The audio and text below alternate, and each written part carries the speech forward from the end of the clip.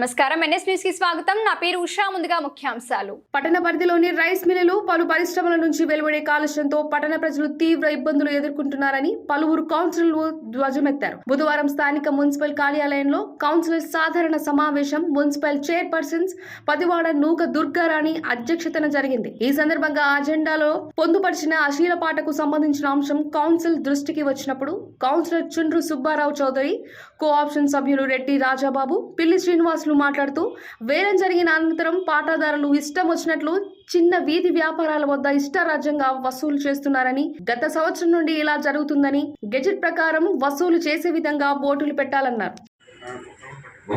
ఇంకొక దగ్గరికి ఎక్కడికి వెళ్ళినా అక్కడ కుక్కలు రానివ్వవు. దానికి సొల్యూషన్ ఉంది. డిస్ట్రిక్ట్ లో ఒక వెటర్నరీ హాస్పిటల్ ఉంటుంది. 10 కుక్కలు తీసుకోవాలి. కోర్టు ఆర్డర్ ప్రకారం 7 కుక్కలు మగవి, 3 కుక్కలు ఆడవి కలిపి మనం హాస్పిటల్కి పంపించాలి.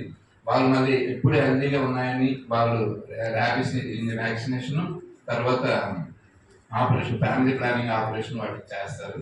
ఆ 10 మళ్ళీ ఎక్కడైతే పట్టుకున్నామో అక్కడే వదలాలి.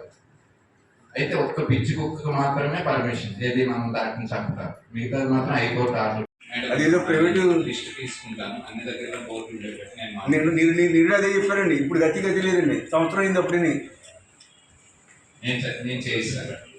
మేము అడుగుతున్నా కానీ మీరు ఏ చర్య లేదు. దారుణం ఉంది. వార్డులు, ఎన్ని వార్డులు కూడా ఊరంతా కూడా నేను 22వ వార్డు కౌన్సిలర్ కింద ఉన్నప్పుడు డిపార్ట్మెంట్ అంతా వచ్చి ఇక్కడ ఉంచులేదండి. ఇప్పుడు కనీసం వాళ్ళు అడుగుతున్నారు పాపం, లేడీస్ వాళ్ళు ఎవరో పట్టించిన వాళ్ళు లేడు.